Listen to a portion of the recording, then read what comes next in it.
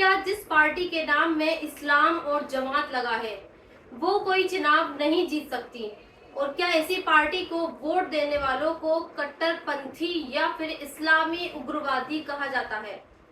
ये सवाल मैंने आपसे इसलिए पूछा है क्योंकि एक ऐसा ही सवाल कांग्रेस के नेता और सांसद शशि थरूर साहब ने उठाया है। उन्होंने सोशल मीडिया पर एक पोस्ट लिखी है और अपनी इस पोस्ट में वो बांग्लादेश की सियासी पार्टी जमाते इस्लामी पर सवाल उठा रहे हैं और ये कह रहे हैं कि छात्र संगठन के चुनाव में जिस तरह से जमाते इस्लामी ने चुनाव जीता है वो ये दिखाता है कि बांग्लादेश में अब लोग वहां की दो अहम पॉलिटिकल पार्टीज अवामी लीग और बांग्लादेश नेशनल पार्टी से ऊब चुके हैं। इसलिए वो एक ऐसी पार्टी का समर्थन कर रहे हैं जो पार्टी पिछले साल तक बैन थी और जिस पर 54 साल पहले यानी 1971 में युद्ध अपराध करने के इल्जाम भी लगे थे।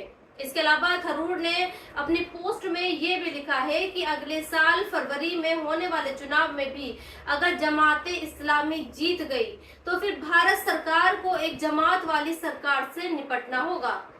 आज मैं आपको जमाते इस्लामी से जुड़ी कुछ बातें बताना चाहती हूँ। इसके बाद आप मुझे कमेंट बॉक्स में लिखकर ये जरूर बताना कि शशि थरूर का एक इस्लाम और जमात नाम वाली सियासी पार्टी से डरना और डराना कितना सही है।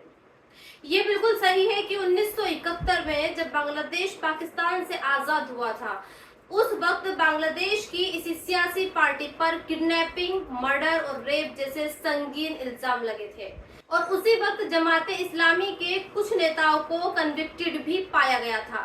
इंटरनेशनल क्राइम ट्रिब्यूनल ने जमात के कुछ नेताओं को फांसी की सजा भी सुनाई थी, जिनमें एक नेता एटीएम अजहरुल इस्लाम भी शामिल था।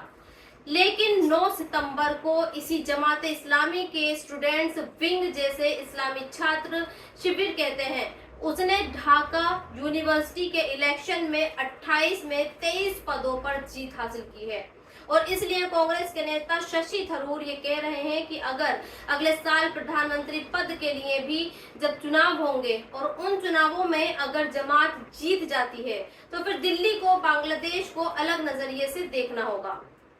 खैर, आज मैं आपके सामने एक एग्जाम्पल रखना चाहती हूँ और ये एग्जाम्पल इजराइल के प्रधानमंत्री बेंजामिन नेतन्याहू का है। 21 नवंबर 2024 को आईसीसी यानी इंटरनेशनल क्रिमिनल कोर्ट ने नेतन्याहू और उसके एक मंत्री के खिलाफ गिरफ्तारी का वारंट जारी किया था।